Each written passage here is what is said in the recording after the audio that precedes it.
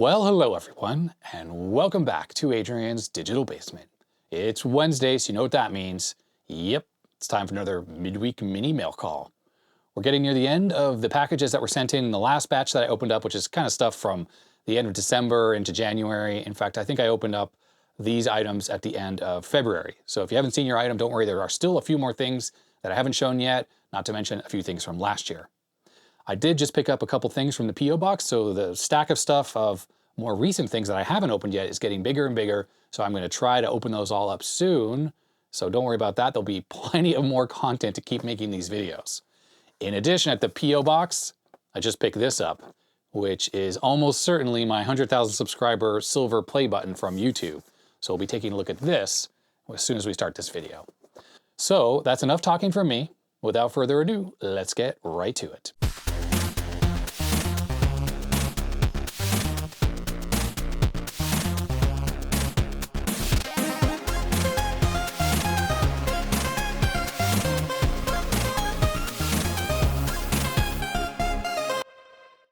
All right, we're gonna do a little over the shoulder action here. So here it is. This is the box from YouTube, is how it looks. I won't spend a lot of time on this because I'm pretty sure anyone who watches YouTube regularly, which is most likely most of my viewers, has seen a million of these boxes before. So it's nothing particularly special. It's special to me, of course. I honestly never thought it would have been possible that I would ever make it to this point, especially with my channel, which I just sort of do for fun, right? It's not like this is my main job. It's just all about having fun, bringing good content to viewers just like you. And I love to kind of get the word out there about how cool and awesome retro computers are and how fixing them is totally possible by a novice like me. I mean, I know people like to say I'm not a novice, but I have no education in any of this stuff. This is all stuff I just sort of picked up along the way. So it kind of shows that anyone can pick it up, not just me. Just watch YouTube videos like mine and all the other great creators that are out there. So let's take a look. What do we have in here? So this includes a letter from the CEO of YouTube. How far have you come? If each of the subscribers were a light year, they could take you from one side of the Milky Way to the other. I mean, of course, but you know, subscribers aren't light years, right? Anyhow, in the spirit, YouTube is proud to present you with the Silver Creator Award, which celebrates your hard work and incredible achievement. In case anyone is wondering, you do get this silver play button at 100,000, and then the next award is at 1 million. So I've only made it 1/10 of the way there. So let's check it out. This is, of course, the newer style. The old one used to be framed and sort of in a shadow box kind of thing. Now it's just a solid looking plaque. Presented to Adrian's Digital Basement for passing 100,000 subscribers. And a very shiny button. Hello, there's the camera. Oops, knocking into things already. And on the back, yeah, there's this little thing so you can hang it up. There's a business card that was included in the box, and it must be from the company that makes these things. It just says, this award was inspected and packaged with great care by Rick. Thank you very much, Rick, for making sure my award arrived safely, and it absolutely did. Oh, it looks really cool. Anyhow, that's all there really is to the Creator Award. I really have to thank all my viewers. Of course, this wouldn't be possible without you and all my subscribers and all my patrons and everyone who's there to support me. I really, really appreciate it from the bottom of my heart. Well, we have a package here from Aaron at the Retro Hack Shack. If you haven't seen his channel, I will put a link in the description to it. Check it out. Aaron is based out of Benicia, California. That's in the Bay Area, outside of San Francisco. We have a note here, and let's see what he sent. I'm just gonna jump right to it. Oh, look at that. He has sent along some Tang, it looks like the Mexican stuff, and some packets of Zuko, which are sugar-free. I think they're sugar-free. And these are also from Mexico. And I've seen these in the store and I have tried them. When you go to the supermarket in Mexico, there's always a huge selection of Zuko and Tang. They're both very similar in that they're both sugar-free, but I much prefer the taste of Tang over Zuko. Zuko's not so bad though. Aaron is a fellow type 1 diabetic, so of course he drinks sugar-free drinks just like I do, even though I seem to get a lot of candy on the channel. I think I mentioned this. As a type 1 diabetic, I may often get low blood sugar, and I need to have some candy to bring my blood sugar up. So the candy is something that I don't just eat for fun. It's generally something I eat because I need a little bit to bring my sugar up. So I'm pretty much required to have candy on hand or juice, and like this is regular apple juice here, unfiltered, which is why it's this color. in case my blood sugar goes low, I need to drink a little bit of that or eat some of the candy to bring it up again. Well, let's take a look at what he has sent. Ooh, okay. All right, well, this is interesting stuff. Let's see if nothing else in here. Let me take a look at the letter that Aaron has sent. Aaron writes, I hope this note finds you in good spirits and free of human malware. Definitely. I haven't had any problems with it so far, which is excellent. I've enjoyed watching your channel for a while now, especially your detailed analysis of systems you are repairing. Keep up the great work. I have no idea how you have time to release so many videos. Aaron, I actually don't know myself. I think I mentioned this also on the channel. I have a full-time regular job that's not YouTube. This is strictly a hobby. So the fact that I can somehow put out so many videos, it boggles my mind. I don't know how I'm doing it either. He goes on to say, we have a few things in common, like being type 1 diabetic. And yes, as I mentioned, Aaron, I've watched your videos and I have heard your tandem T-Slim X2 pump go off. I am very keyed into those sounds, so I know it.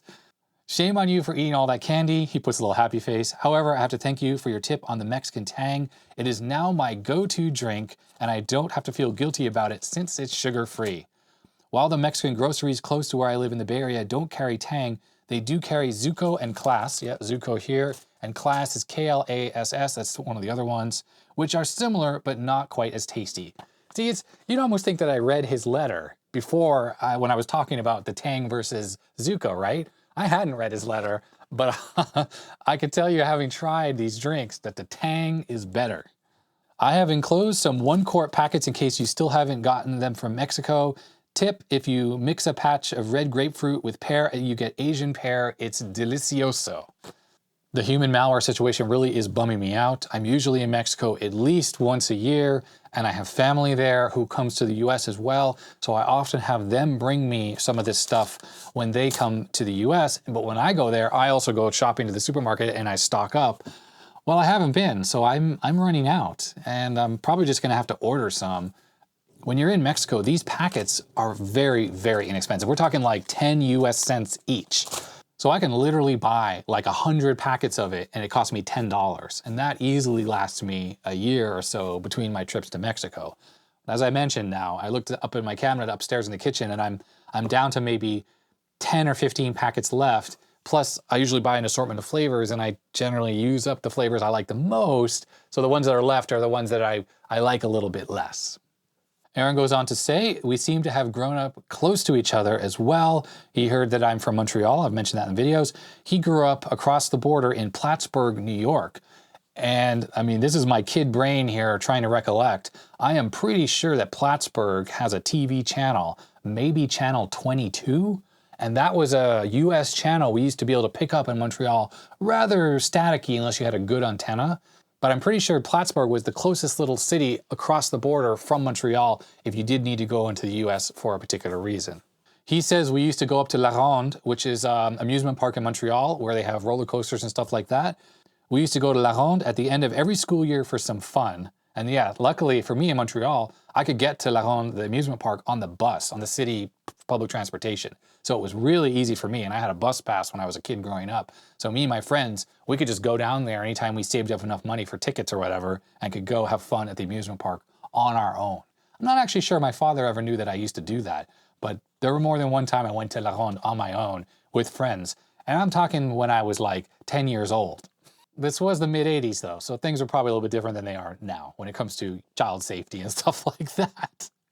He says as they were driving up to Montreal from Plattsburgh, New York, they would sometimes stop at a drive-through safari. So it would be like an animal safari where monkeys would sometimes pop onto your car and occasionally rip off your windshield wipers. Fun times.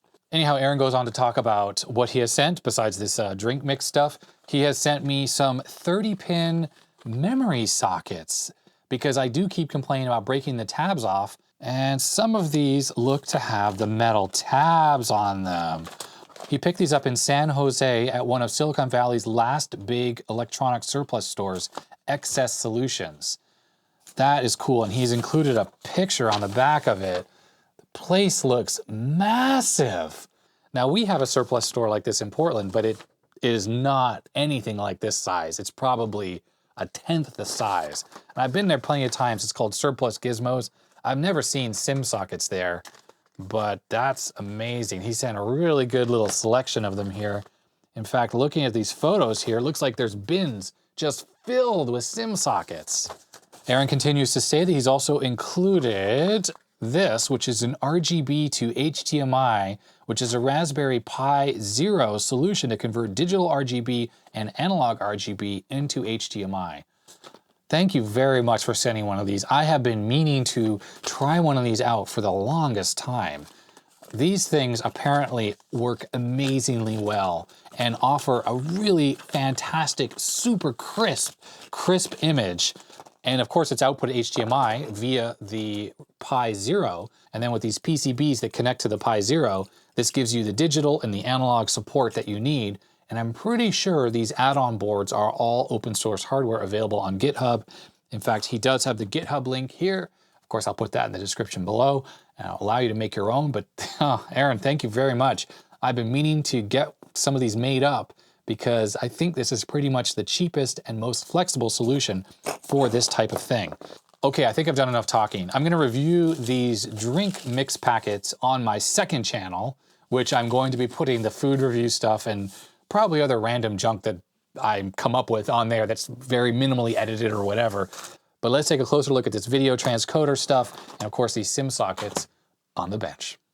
All right, here's the stuff from Aaron. So this is the RGB2HDMI. I took it out of the bag already to take a closer look at it. We'll just move that out of off to the side for a second. We'll take a look at these SIMM sockets that he has sent. Oh, very nice sticker is included there. Retro Hack Shack. Really nice quality sticker there too. I'll have to stick that on one of my little drawers you'll see under the desk. So very cool. Let's see, a whole bunch of different types of SIMM sockets. So these ones look like they stick up vertically off the board. We have two of the angled type. This set right here, it's the kind that's on Macintosh. So you stick the SIMM in there and you clip it down, it has clips on each side.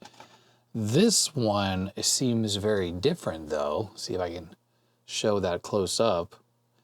It's almost like you don't angle the SIMMs in, they just go straight in. So that's kind of cool. I don't know if the footprint is the same or different. Looks the same. And he has sent another one that is like a pair of vertical that's joined together as opposed to these individual ones. And what I'm not sure is if you put these together, have the same footprint as this. Probably, I guess. And here is a pair vertical and they have metal clips. All the rest of these have plastic clips. Well, that is just so cool that XS Solution up in the Bay Area, which here is the letter that he sent. So these are the photos. Look how huge this store is. And right here he has a close-up of all those bins with SIMM sockets. I can't quite make out what these prices are, but I'm assuming it's probably pretty good, but this place is massive. So I think on a future visit to the Bay Area, I'm definitely gonna have to go visit this. I think it's down in the San Jose area, Silicon Valley.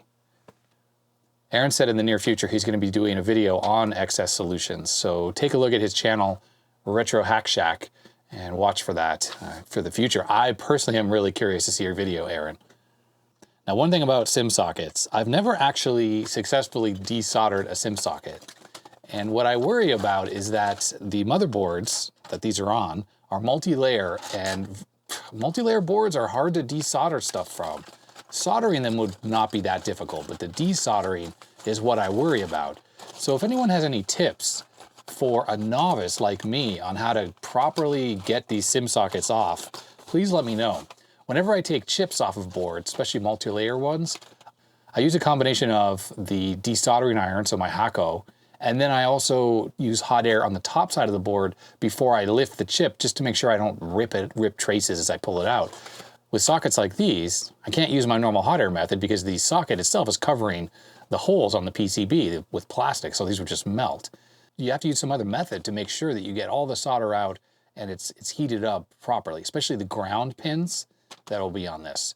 So if people have suggestions, please let me know. I'm all ears. Something that I could do for a reasonable cost, you know, without having to have a reflow oven or something like that. Or maybe that's the solution.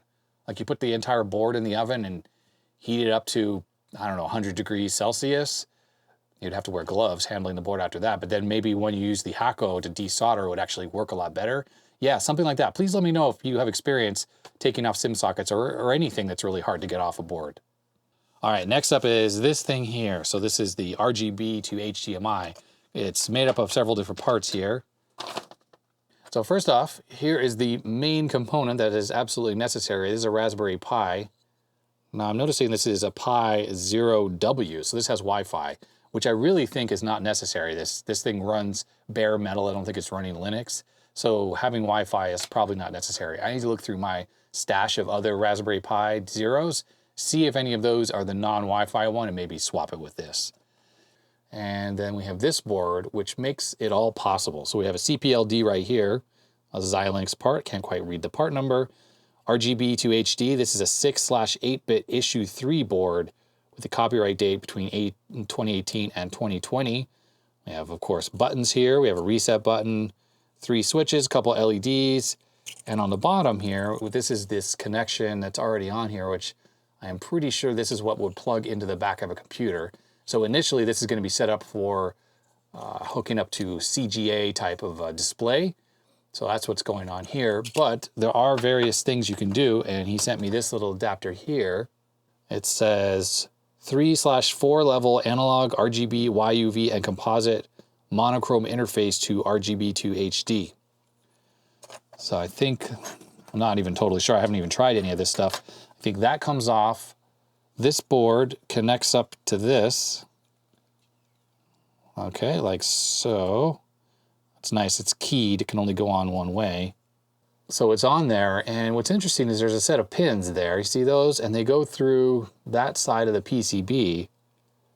What I'm not sure about is when this is on here, do I need to solder those on?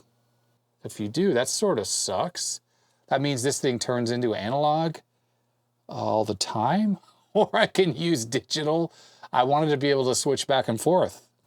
He sent me an adapter here for the Pi Zero. This is from, mini HDMI to full size. There's a micro HDMI as well. That's another smaller size. These are so annoying. Couple extra IDC connections, some ribbon cable here. I am assuming he has sent this for, yep, this is what goes in here on the analog board, like so. And I guess I would connect a 9-pin connection or SCART or something like that to this. All right, so I think what I need to do is look at the GitHub repo for this project so I could try to make heads or tails of what all this stuff means exactly. Okay, here we are. I'll put a link to the repo, but this is it here. So bare metal Raspberry Pi project providing pixel perfect sampling of BBC micro video and conversion to HDMI. And scrolling down, the RGB to HDMI interface converts digital RGB video from the BBC micro or electron to HDMI compatible. Well, clearly that's a little bit out of date. See, it says it consists of a Raspberry Pi Zero and a specially designed hat containing a CPLD. Custom firmware on the Raspberry Pi in conjunction with the CPLD is able to correctly sample each of the Beeb's video modes for pixel perfect rendition. Well, let's check the wiki because hopefully this has more information than that. And I think it does. So here's a little bit more information, a little bit more updated. So yes, BBC Micro or the PC, monochrome, CGA, EGA to HDMI or DVI compatible with most modern TVs and monitors. An added analog interface is available with 6 to 12-bit versions of the converter to support a limited number of computers with a few levels of analog RGB/YUV output, like the Amstrad CPC, Spectrum, Atom, Dragon, Tandy color computer, or the monochrome composite output of Apple IIs. Note that this interface can only distinguish from a few analog levels and is not suitable for systems with many levels of RGB and YUV. So one thing about this project documentation is it's a little bit lacking of current information. It seems to be a bit out of date. There's an analog board, let's see, bill of materials 6-bit board, older designs. I think there's a version that supports like all the colors on the Amiga. So maybe it's not 24-bit color, but at least it's 4096 colors. It makes it seem like here it's really only for things that don't have many colors. But I've seen this operating on Amigas and it definitely works. So it's a little confusing. And if you look here, current designs, there's a 12-bit board, a 12-bit extender, analog board, a buffer board, well, and then the Pi Zero itself. What's confusing is he sent me what is labeled a 6-bit/8-bit board, which I guess is this 6-bit board right here. Let's just click on this. So this says 6-bit issue 2, but the one I have says issue 3. So let's click on 12-bit. So this says 12-bit issue 4. Okay, so there's a board in the middle that I guess is not documented here. What's the 3-bit one? This is the original one. So, like I said, it's a little confusing because there's a board in front of me here that doesn't seem to match anything on this particular GitHub repo. We check out the 12-bit extender here. The 12-bit extender seems to be passive. The 12-bit boards have most the same 8-bit header as the earlier 8-bit boards with an extra 4 bits another header. There isn't enough room. This is only required for computers that have to pick up all the 12 bits. Okay, so that would be like the Amiga. I think 12 bits equals 4096 colors. I clicked on analog board and says this is the analog front end for the 6 to 12-bit board. It's plugged into the 6, 8, or 12-bit board and adds support for a limited range of computers with analog, blah, blah, blah. It will also work with any 3-bit TTL computer like the BBC Micro, so you don't have to remove the board to use those computers as well. Well, what about PCs? That's obviously what I'm mainly going to be using this with because it's 4 bits, which is 16 colors, or RGB plus intensity. Yeah, BBC Micro only has 8 colors, so hence the 3-bit. All right, supported computers. You can change the CPLD from the menu, so you can easily switch between BBC, RGB, and YUV, so the limiting factor is which interface you are using. So the original BBC CPLDs only supported 8 colors and supported these computers, but the RGB CPLD with digital interface, which I think is what we have here, supports all of this, including standard PC there, auto text MDA, CGA, and EGA. And then if I add the analog interface, it adds additional support for these, and the YUV CPLD with analog interface. YUV CPLD doesn't work with the digital interface. Yeah, I'm very confused. So it shows Apple II here. YUV mode also supports the following but are experimental. TI-99 PAL version. Okay, well, so which CPLD do I have? The RGB CPLD or the YUV CPLD? I am just very confused about what actually is supported here and which boards I have here when I compare it to the list on the wiki here. I'm checking out the quick start guide here. It shows the original 3-bit version. Here's the 4-bit version and goes right to the 12-bit version. So again, there's no mention of this 6/8-bit version. So reading through the website, it definitely appears that you have to solder the connection right there between these two boards. And once you do that, you can no longer use this for regular CGA or EGA, for instance, because it requires all the pins that this analog board connects to on the board right here, including horizontal and vertical sync. This analog board only has RGB input and composite sync. So really, I guess I'm not going to be testing this analog board right now because I really want to use this more for CGA and EGA, stuff like that, and MDA than for, analog conversion. I have other things I can convert analog to digital. So yes, this is what I'm going to be testing. So now it's just a matter of putting these back together. There's already an SD card that Aaron sent, so I assume that has the correct OS or whatever this thing needs. So we'll just plug these into each other, and there we go. So I need to get a computer and a monitor and test this thing. I have the Tandy 1000EX on the bench here. So this is the HDMI cable that goes into that monitor. I have the adapter plugged into it. First, I'm just going to boot up the Pi Zero on its own without connecting it to the Tandy. I'm just going to put this here so don't scratch the case up. I am just going to use this power bank here for powering up the Pi Zero. There we go. It's booting, I think. Got a red LED on the top of the board. Let's see what we get here.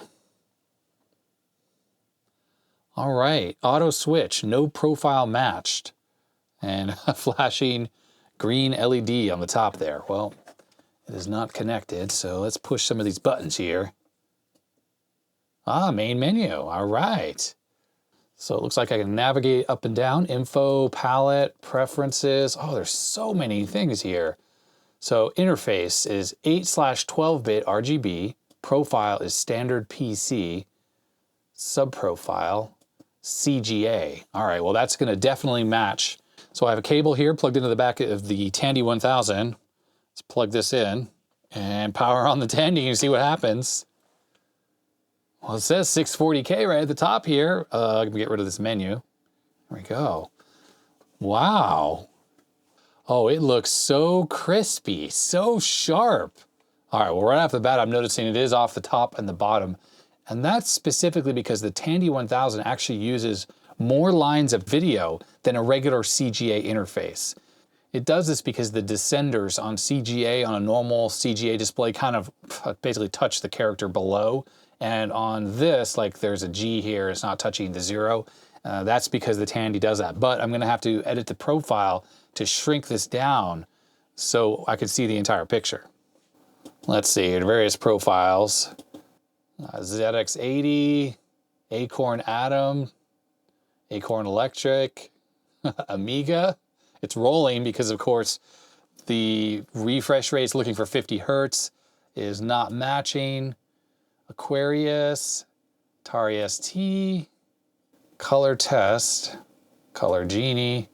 Oh, there's a lot here. Here's the, I think I'm definitely gonna need a custom profile for the Tandy. I'm gonna navigate around through the menus here to try to figure out how to shrink this down.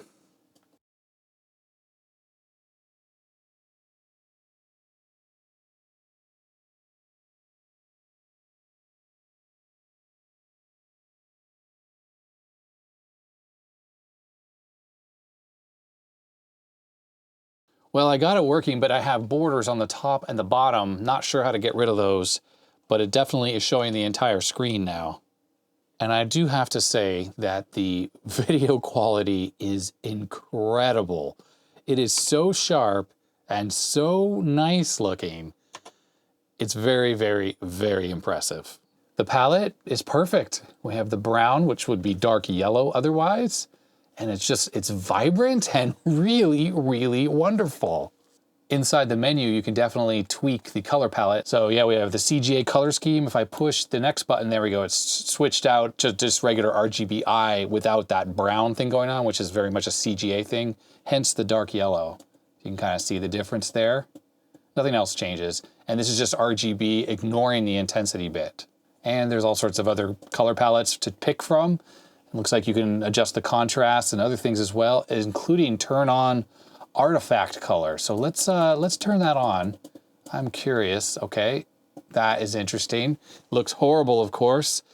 I am going to run a CGA comp so we can get artifact color going on. It's a little glitchy right now, but I'm assuming that's because the timings are all off. So composite monitor test. It's going to look screwy. All right, so I'll turn on artifact color now.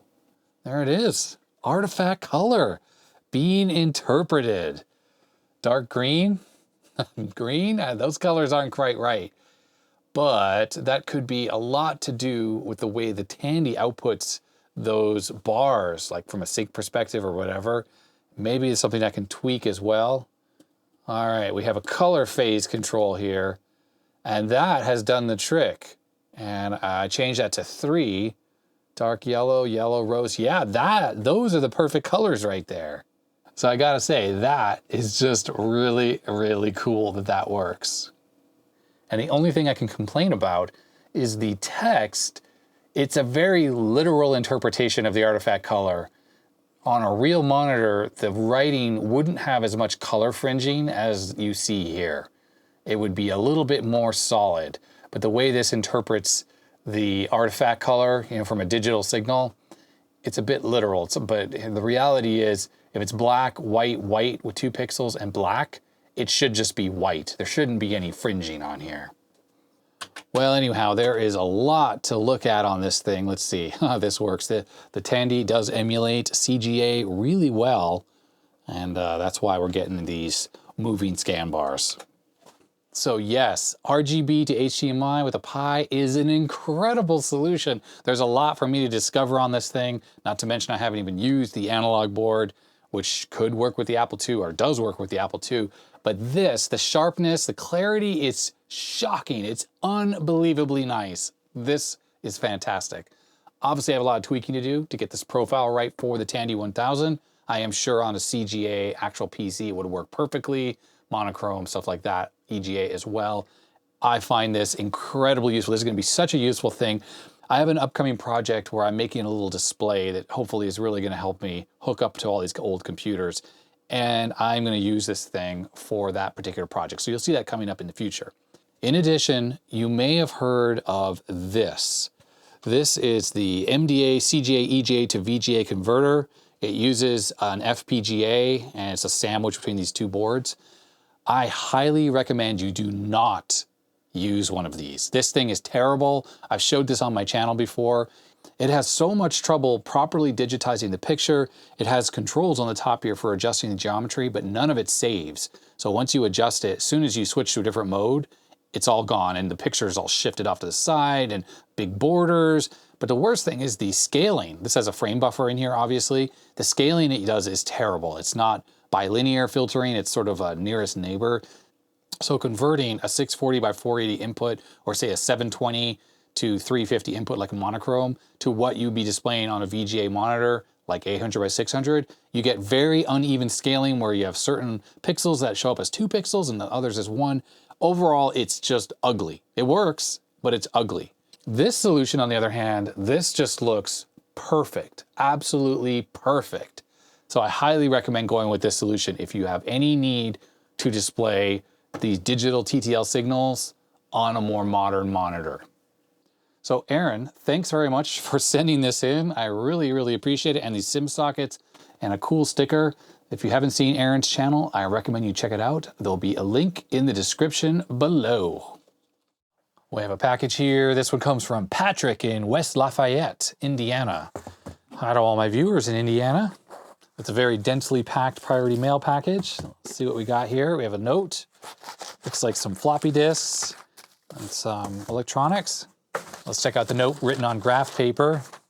He writes, Adrian, I saw you're trying to use your high-density 3.5-inch floppies in double-density drive on your Zenith laptop episode. That's right, I was struggling because I was taking high-density disk, putting tape over the high-density hole, and that computer specifically refused to accurately read those high-density disks formatted as double-density. I had to go find double-density disks, format those, and then use them in that computer, and it worked fine. It just would not read the high densities. And I've used plenty of high-density disks with the tape over them in double-density drives, like on Macintoshes and other things, without any issues. Amigas as well.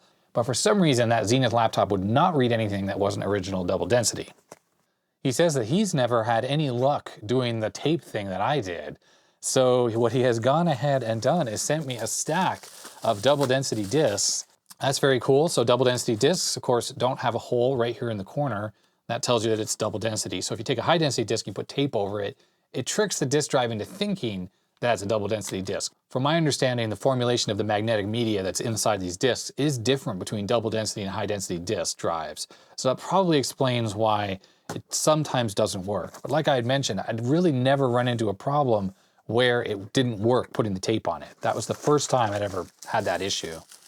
And look at this, these look like brand new discs here, never been used, iMation double densities. What I like to do when I get discs like this is I like to format them all, and I use a DOS program to do it, just to make sure that they're all good, and then when I've formatted them, I put them in a box that says formatted good. I really find that it seems like a lot of 3.5-inch discs are bad, and I don't know if that comes with the way they were stored, like in bad temperature ranges, like in people's sheds or up in the attics or things like that, or it's just they're more cheaply made. But I just don't seem to have a lot of double density disks that are formatted blank and that work properly. Patrick says in his letter here that he was able to get disks surplus, and they do seem to work, the ones he gets from the surplus source. I do actually have a box down there that says disk to format on it. It's a pretty big size box that's just full of 3.5-inch floppies. I gotta go through and format them all, sort them by high density and double density. There's mostly high density in there. There's probably some double density sprinkled in, and see if any of them actually do work. Lately though, I was trying to find a good 3.5-inch disc, and I probably formatted 20 discs, and they all formatted bad before I found one that worked. Patrick goes on to say in his letter that he has included a few next thing chip ARM boards. I have a few hundred more than I need, so I figured I'd send you some. Okay, wonder what these are. It says $9 bag of chip, CHIP. All right, yeah, and it's just like a little single board computer. I might actually have one of these now that I think about it. This board seems to have some flash memory on here. It looks like it has a wireless module, Looks like it can plug into a lithium-ion battery that can power this directly, probably can charge it. Has a little headphone type jack here, probably for video and audio output. USB for power and a USB-A. I think I have one of these. Wasn't this like a Kickstarter around the time that Raspberry Pi was coming out? These use the rock chip maybe? I don't know, they don't seem to have a micro SD card on them, so I guess the MMC is built in. But these are useful little single board computers that do run Linux. And like I said, they don't have HDMI on them, but they do have video output from this headphone jack, if I recall. So yeah, I'll definitely need to check these out. He says he has a few hundred more than he needs. So that's kind of interesting. So cool. All right, well, thank you very much, Patrick. Let's take a look at this stuff on the bench. So the floppy disks. So there's a set of labels here. I actually never use these labels anymore. That's mainly because I find that the adhesive that's on these, it's unreliable. And when you stick it on the discs, it doesn't stick that well. So I prefer to use P-Touch labels whenever I make discs. This is a P-Touch labeler. It's a Brother P-Touch, prints on these label cartridges. And I find that a lot more useful for making the labels. And to be honest, when there's stuff like this on there, it's a pain to try to peel these off. So I just stick the P-Touch label right on top of it. Now, unfortunately, that laptop that I had that wouldn't read the high density disc with the tape over it like this one, I don't have that laptop anymore. I've given it away to a local viewer who needed an XT laptop, a working XT laptop. So it is no longer in my possession. So there's no way for me to test, to show off the fact that this disc doesn't work in that machine, but it works in other machines. But anyhow, I'd like to show everyone how I handle formatting big stacks of discs like this. So I have the Panasonic Toughbook CF27 on the bench here for testing, but I have it plugged into this LCD monitor for better filming with the camera. So I use the program FormatQM, and I'm going to put a link in the description for anyone who wants to use it. But if you just run the program without any parameters, this is what you can do from an option perspective. So what you need to do is you execute this with the drive letter, so like A: in this case, the type of drive or disk. So we're going to be doing 720K. And then there are two extra parameters. N, it says it will do no verify. You don't want to do that one. You definitely want to verify. But P is the special option that you absolutely need to set. That ensures that the disk is perfect, so it won't try to remap any bad sectors. Personally, I do not like any disks that have any bad sectors. And that's because if I'm writing a disk image to the disk, you need a totally good disk. Bad sectors don't work with disk images. That only really works if you're going to use this on a PC, for instance. So I always use the P flag. So I'm going to enter this as FormatQM, A: and 720K, and P for perfect, and hit enter. And here we go, FormatQM, and look, it's from Eugene, Oregon, which is just south of Portland. It's even a 503 area code phone number, which is what we use in Portland still. So this looks like, yeah, this is a shareware program. I wonder if it's still possible to register this like LGR did for, what was it, WinRAR. Unfortunately, I doubt that this Sydex company exists anymore. So if we sent $12.50 in a check, it would be going nowhere. Anyhow, you press spacebar, and here it is. It just says insert blank diskette. And we'll take this disk on the top of the stack. Now what's really cool about this program is you don't need to push any keys. I just put this in the drive, which you won't be able to see me do, but it's going to click in now. And I didn't even push a key on the keyboard, and it begins the formatting. So what this program does is the PC doesn't normally have a way to detect if a new disk has been inserted. So this program keeps the drive spinning even when there's no disk in there or it's done formatting, and it can detect when you've removed the disk and inserted a new one. This is opposed to like the Macintosh and the Amiga that can detect when the drive is sitting there that you've put a disk in there. The PC has the capability of detecting a disk change, but I think the drive motor needs to be spinning for that to work properly. And this program takes advantage of it. So we'll let this format through, and if there's an error, there'll be a tone. Oh, there we go. Now, unfortunately, it's pretty quiet on this laptop, but it just says diskette bad, discard. So I'll take it out, and now it just says insert blank. I'm going to put the same disk back in so we can hear it with that bad tone. I will put the microphone a little closer to the computer.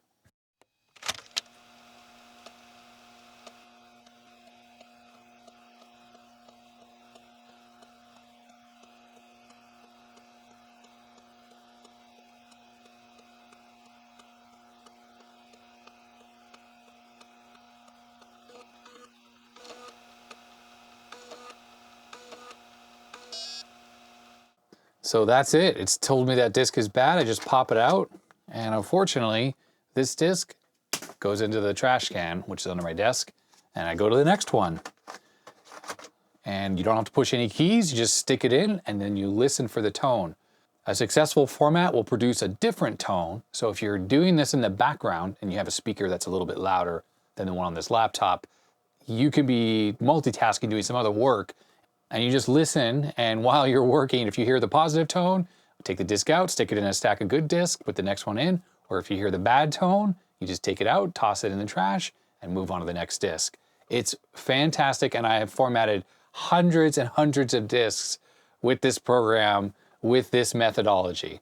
Let's see if this disk formats correctly and has the good tone. There we are. It says formatted, removed, no bad tracks, one disk formatted. So we know that this disk, this verbatim disk, is actually good. Unfortunately, I'm not going to format all these disks on this mail call episode. Although if anyone wants to see me maybe do a live stream formatting these, let me know in the comment section. That might be something good for the second channel. I don't know. Anyways, yeah. FormatQM, highly recommend this program. And these here are the single board computers. Interesting, yeah, these are definitely CHIP's computer. I don't know, CHIP, forgot the name of the project, but it does say CHIP right there on the back. And yeah, the R8 SoC. And I'm pretty sure this here is some built-in flash. It's not a lot. Like I said, I'm pretty sure I ordered one of these. This was a Kickstarter, if I recall. And this was right around the time the Raspberry Pi came out, the very first Raspberry Pi. And the Raspberry Pi pretty much terminated this project. The thing that this doesn't have is any kind of expansion memory for like SD card. It's just got the RAM and the processor and then the flash memory. And it does have built-in wireless radio, if I recall. I think that's what this is here. And it has built-in lithium-ion charging. That's this connector right here. Of course, expansion headers, very much like Arduinos of the time. And right here is a USB port. And then for video output, it doesn't really have it. It has composite only through this headphone jack, also audio. And then this is the power connector, micro USB. Now, this here is what I found in my box of stuff. And I'm almost positive that this was the breakout cable that came with the original chipboard. I have no idea where it is. It's somewhere in my house, but I used it a little bit. Raspberry Pis came out, and then I completely forgot about it. So what I want to try to do is power this up. I'm going to plug this in, and I'm pretty sure that it's the yellow connector here. That is, of course, the video signal. So we have the retro tank here. So we'll connect this up to the video input, and let's power this up, see what's on here. I'll just use a little power bank here. Connect this up, micro USB. There it is. It's like a white and a pinkish LED. We got something here. We have a little chip logo. So I was right that this cable is there. And look, it's booting into Linux. Look at that. Very hard to read. Let's change the mode on the retro tank. Disable the color. There we go. That's a little sharper now. So of course, unlike the first Raspberry Pi that had multiple USB ports, this only has one. So I'm going to plug this mouse in here. You obviously have to use a hub to do anything more. But yeah, look at that. The mouse is working. Now this would be in color if I switch the mode here on the retro tank. There we go. There's some color. You know, it's composite. So you get flicker, you get, you know, color fringing around there. But it does have a bunch of stuff on here. Graphics. It's like a graphics image viewer. I mean, it's fine, you know. This is like similar to the Raspberry Pi. You know what? I'm going to run a terminal, and then I'll get a keyboard so we can find out a little bit more about this thing. I've plugged in this keyboard here, so let's take a look. Is this working? Yes, it is. So we have an ARM7 processor. The BOGO MIPS are 429. And there we go. It's the all-winner Sun 4i family. I'm not super familiar with all these embedded processors. And taking a look at the disks here, UBI root file system. Looks like it's about 4 gigabytes. So 3661 is sort of split up into a couple other temp FSs. So I'd say that, yeah, it's got a 4 gig flash memory, but that's it. That's all you have. It's nice it's built in, I guess, but you sort of lack the expandability that you have on the Raspberry Pi, which, you know, give or take, what's better, I don't know. We'll just take a look here at the boot log. So it's Ubuntu 5.2.1. I'm sure there's, I would imagine, something better than this now. Looks like Next Thing Chip is the name of this thing. This thing is just a single core processor, so performance is going to be lackluster these days. Looks like it does have some capability of driving an LCD panel directly, so maybe off the expansion headers. But we're currently using the TV encoder for this NTSC output. And there we go, the NAND's flash. It's 4 gigs, Toshiba part right there. Looks like it's got some bad blocks going on as well. So yeah, that's the CHIP single board computer. Don't really recall ever really doing anything with mine. I think by the time I finally got this, I got a Raspberry Pi 1, which seemed to have a lot more support behind it at the time that it was released. And that's what I ended up using. And I have my very first Raspberry Pi 1. I still have that, and it's still in use today. It's running a little LCD screen upstairs in my living room. I have some sensors connected to it. It's the very first one I bought in the original case, and still running perfectly. Patrick, thank you very much for sending those in, and of course those discs. I really appreciate it. And with that, I'm gonna end this video here. I wanna thank Patrick and Aaron for sending in stuff to this mail call episode, as well as everyone else who sent stuff in. As I mentioned at the start of this video, there is a ton more mail call stuff for me to get to, including stuff from last year. I also want to thank all my patrons who have been supporting me already. You'll see their names scrolling up the side of the screen. Hopefully I'm pointing to the right side because I keep doing it to the wrong side. If you'd like to become a patron, there'll be a link in the description below to my Patreon page. In addition, I just want to mention that a lot of viewers email me, and sometimes I get really far behind on my channel email. If you'd like to be able to reach me a little more reliably than my email or say Twitter, which I often miss messages on as well, definitely Patreon is one of the best ways to do that. If you become a patron, you'll be able to message me directly, but also I post my videos ahead of time there so you get some early access as well. So I think that's gonna be it for this video. If you liked it, appreciate a thumbs up. If you didn't, you know all that stuff to do, subscribe, etc., etc. Don't forget to check out my second channel where I post other miscellaneous shorter videos, and I will be posting candy reviews and of course the drink reviews of the stuff that Aaron sent in. And that's gonna be it. Stay healthy, stay safe, and I'll see you next time. Bye-bye.